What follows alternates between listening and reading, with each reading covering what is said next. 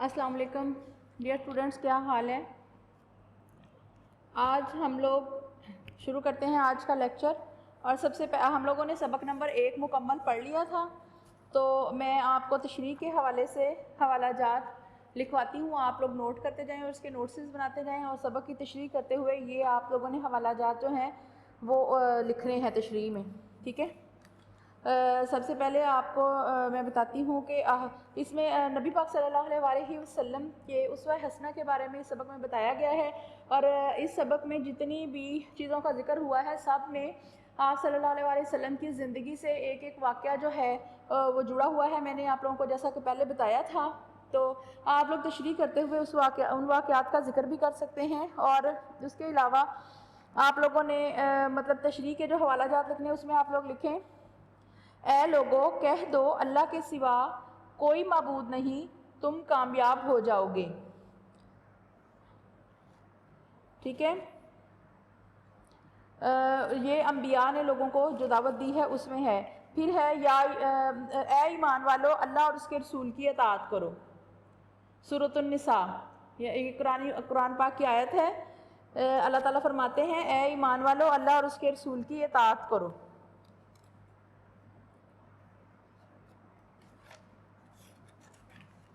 फिर आप लोगों ने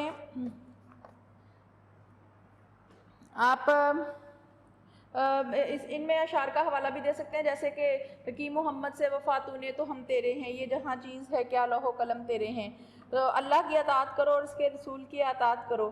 फिर है इंसाफ की एक घड़ी बरसा बस की इबादत से बेहतर है। इसके अलावा आप लोगों ने हवाला जात जो है इनको नोट कर लेना है एक जगह पर। फिर है और बेशक हर उम्मत में हमने एक रसूल भेजा, ये भी अरशाद पाक है, नबी पाक सल्लल्लाहु अलैहि वसल्लम का अरशाद।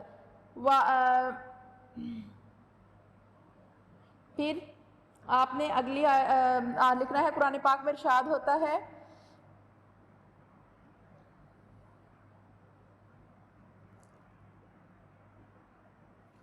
लक़द काना लकुम फ़ी रसूलिल्लाहि अस्वतुन हसनतुन, यकीनन तुम्हारे लिए अल्लाह के रसूल की ज़िंदगी बेहतरीन नमूना है। और आपने एक और आयत का हवाला देना है, कुरान मजीद में इरशाद होता है ए मोहम्मद कह दीजिए कि ए लोगो मैं तुम सब की तरफ अल्लाह का रसूल हूँ। फिर है जिसने रसूल सल्लल्लाहु अलैहि वसल्लम की अताअत की उसने अल्लाह की अताअत की।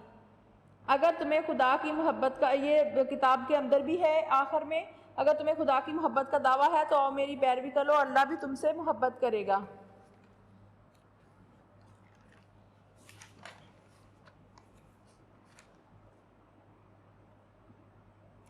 फिर एक शेर है उसमें आप शेर नोट कर लें, आपका कौलो अमल तफसीर है कुरान की, आपका कौलो अमल तफसीर है कुरान की, इत्तबाए मुस्तफ़ा मिराज है इंसान की। फिर एक आयत है वमा अरसलना का इल्ला रहमतल लिल आलमीन, और हमने आपको तमाम जहानों के लिए रहमत बनाकर भेजा।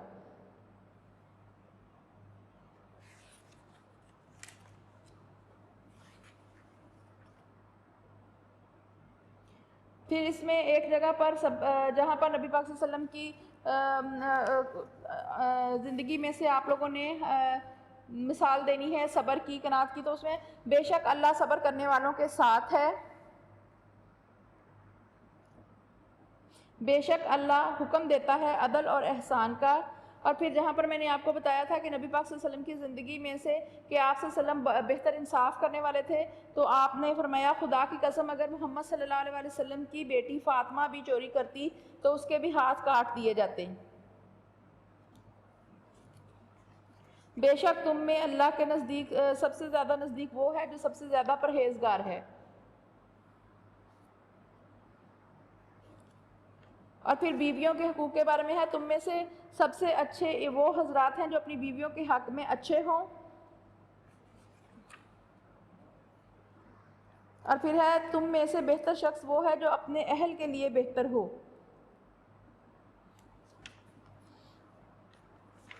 ٹھیک ہے، یہ حوالہ جات آپ لوگ نوٹ کر لیں اور اس کو آپ نے مناسبت کے حساب سے تشریح کے اندر نوٹ کرنا ہے آپ نے، اس میں اس کو ایڈ کرنا ہے، اور تشریح جو ہے وہ کرتے ہوئے آپ نے اشعار کا، اس کے علاوہ بھی اگر آپ کو کہیں سے کوئی حوالہ جات ملتے ہیں اسلامیات کی بک میں سے، اور یا کہیں سے کوئی اشعار ملتے ہیں آپ کو نبی پاک صلی اللہ علیہ وسلم، جس میں نبی پاک صلی اللہ علیہ وسلم کی پیروی کا ذکر ہو، تو وہ آپ نے تشریح میں ایڈ کر لینے ہیں، ٹھیک ہے۔ اس کے بعد میں آپ لوگوں کو بتاؤں گی خلاصہ، سب کی خلاصہ لکھنے کا، جو سوال نمبر 4 ہے ہمارے پیپر کا، کہ سب کی خلاصہ جو ہے وہ کس طرح سے لکھا جاتا ہے۔ خلاصے کے بارے میں آپ کو پتہ ہے کہ آپ نے جو ہے وہ پہلے بھی 9th میں اور 10th میں بھی آپ لوگ لکھتے رہے ہیں خلاصہ، لیکن آپ لوگ یاد کرتے رہے ہیں، اور اگر خود سے بھی کسی نے لکھا ہے تو خلاصہ جو ہے وہ سبق کا 1/3 یعنی تیسرا حصہ ہوتا ہے، سبق کو مختصر کر کے آپ نے اس کا خلاصہ لکھنا ہوتا ہے۔ اب دیکھیں، سب کی خلاصہ لکھنے کے لیے پیپر میں جب آپ سوال شروع کریں گے سب کی خلاصہ لکھنے کے لیے، تو آپ لوگ لکھیں گے اوپر سوال نمبر 4، ٹھیک ہے، اور اس کو آپ نے پورا سوال جو ہے وہ نوٹ کرنے کی ضرورت نہیں ہے، آپ نے صرف لکھ دینا ہے سب کی خلاصہ۔ اب آپ کو پیپر میں 2 خلاصے آئیں گے، 2 اسباق کے خلاصے آئیں گے، تو آپ نے ان میں سے ایک کرنا ہوگا، تو اس کے لیے وہ ایک ہوگا حصہ الف اور ایک ہوگا حصہ بے۔ آپ کو اگر حصہ الف آتا ہے اور آپ کو حصہ بے جو ہے وہ اچھے طریقے سے تیار نہیں ہے، تو آپ حصہ الف کریں گے، تو آپ لکھیں گے، وہاں پر مینشن کریں گے کہ یہ حصہ الف ہے، جیسے میں نے وہاں پر مینشن کیا ہے بورڈ پہ کہ حصہ الف اسوہ حسنہ۔ اس کے بعد ہے آپ نے مصنف کا نام لکھنا ہے، مصنف کا نام سید سلیمان ندوی۔ بعض بچے ایسے کرتے ہیں کہ مصنف کا نام جو ہے وہ خلاصے کے اندر لکھتے ہیں، تو اس طرح سے جو ممتحن ہے وہ نمبر کاٹ لیتا ہے۔ اس کا خلاصے کے جو نمبر ہوتے ہیں آپ کے، وہ ہوتے ہیں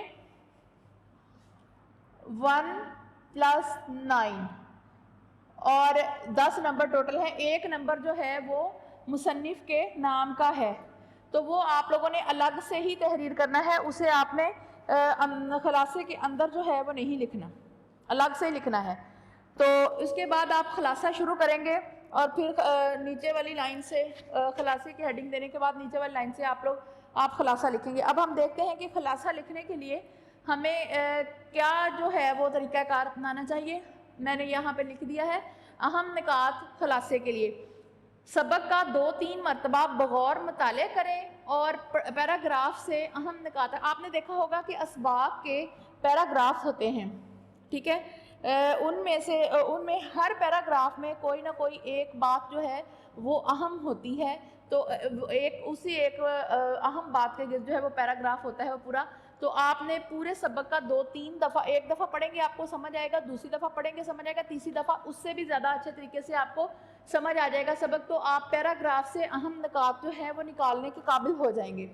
پھر ہے اخذ شدہ نکات کو مختصر طور پر اپنے الفاظ میں تحریر۔ جب میں نے آپ کو سبق پڑھاتے ہوئے اہم نکات پڑھائے بھی ہیں، ٹھیک ہے، جیسے میں نے آپ لوگوں کو بتایا کہ پہلا صفحہ جو ہے اس میں پہلا پیراگراف تھا، اس کی اہم بات تھی خدا کی محبت کی اہلیت، پھر ہے دنیاوی نظم و نسق، پھر ہے نصیحت پذیری۔ یہ 3 پیراگراف میں 3 اہم نکات ہیں۔ دیگر مذاہب میں اشارے کی باتوں پر عمل، جبکہ اسلام میں نبی صلی اللہ علیہ وسلم کے عملی مجسمے کی پیروی خدا کی محبت کی اہلیت کا ذریعہ۔ یہ پہلے پیراگراف کا مین پوائنٹ ہے، اس کو آپ نے اپنے الفاظ میں جو ہے وہ تحریر کر دینا ہے۔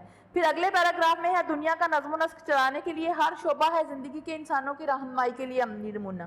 پھر تیسرے پیراگراف میں ہے انفرادی حیثیت میں ہر حالت انسانی کے لیے ایک نئی ہدایت کا سبق اور رہنمائی کا درس۔ ایسے میں نے آپ کو لکھوا بھی دیے ہیں، لیکن آپ اگر خود سے بھی کریں تو آپ جو ہے وہ ہر پیراگراف میں سے اہم نکات جو ہے وہ نکالیں گے، اور ان اہم نکات کو آپ جو ہے وہ مختصر طور پر تحریر کریں گے، تو وہ آپ کا خلاصہ بن جائے گا۔ آپ لوگ یاد رکھیں، خلاصہ جو ہے یہ یاد کرنے والی چیز نہیں ہے، اس کو آپ لوگوں نے رٹا نہیں لگانا، ٹھیک ہے، اس کو آپ خود سے لکھیں گے تو آپ کو زیادہ نمبر ملیں گے۔ اخذ شدہ نکات کو مختصر طور پر اپنے الفاظ میں لکھنا ہے۔ پھر سبق کے اہم نکات تحریر کریں، غیر سبقی مواد، شعری اور نثری حوالہ جات۔ جیسے میں نے آپ کو حوالہ جات لکھوائے ہیں تشریح کے لیے، تشریح کرتے ہوئے آپ نثری اور شعری حوالہ جات استعمال کرتے ہیں، لیکن یاد رہے خلاصہ لکھتے ہوئے آپ لوگوں نے کوئی شعری یا کوئی نثری مواد جو ہے وہ خلاصے میں ایڈ نہیں کرنا. جیسے غیر سبقی مواد جیسے شعری اور نثری حوالہ جات جو ہیں وہ لکھنے سے مکمل طور پر گریز کریں.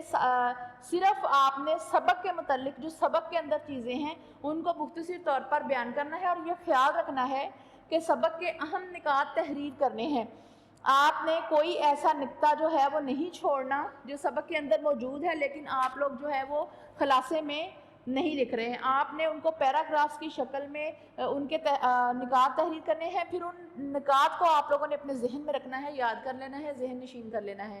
تو اہم نکات جو ہے وہ تحریر کرنے ہیں. اور غیر سبقی مواد جو ہے جیسے حوالہ جات ہیں، شعری حوالہ جات، کوئی کوٹیشن ہو گئی، کسی دانا کا قول ہو گیا، یا پھر کوئی آیت یا حدیث، آپ نے کوئی بھی چیز جو ہے نا وہ اس میں ایڈ نہیں کرنی. سبقی خلاصے کی طوالت حسب ضرورت 2 یا 3 صفحات کے درمیان ہو. جیسے اب سبق جو ہے وہ کم از کم 14-15 پیراگرافز پر مشتمل ہوتا ہے. تو جب آپ اس کے نکات نکالیں گے، اہم نکات، تو وہ 14-15 نکات نکلیں گے. ان کو آپ اپنے الفاظ میں مختصر طور پر لکھیں گے تو اس کی طوالت جو ہے وہ زیادہ سے زیادہ 3 صفحات اور کم سے کم جو ہے وہ 2 صفحات ہو. اس سے نہ زیادہ ہو، خلاصہ جو ہے وہ اس سے زیادہ یا کم نہیں ہونا چاہیے. یہ نہ ہو کہ آپ نے 8-9 صفحے جو ہیں وہ خلاصے سے ہی بھر دیے ہیں اور اب باقی پیپر کے لیے آپ کے پاس وقت ہی نہیں بچا.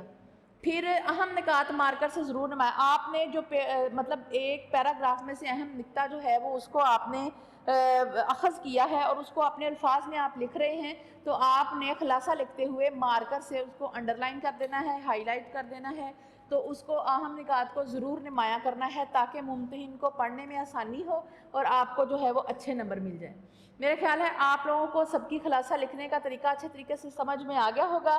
تشریحی نکات اور آپ نے ہر سبق کا خلاصہ جو ہے وہ ایسے ہی میں نکات آپ کو لکھواؤں گی اور آپ نے وہ نکات جو ہے وہ نوٹ کر لینے ہیں، اس کے نوٹسز بنا لینے ہیں. اسی طرح تشریح کے لیے جو ہے اس کی حوالہ جات کے نوٹسز بنا لینے ہیں. سبق کو اچھے طریقے سے پڑھنا ہے، سمجھنا ہے اور پھر آپ جو ہے وہ تشریح بھی کر سکیں گے اور خلاصہ بھی لکھ سکیں گے. ٹھیک ہے، ہمارا سبق نمبر 1 اسوہ حسنہ جو ہے وہ مکمل ہو گیا ہے اور تشریحی حوالے سے بھی ہم لوگوں نے اس کو پڑھ لیا ہے اور خلاصے کے حوالے سے بھی.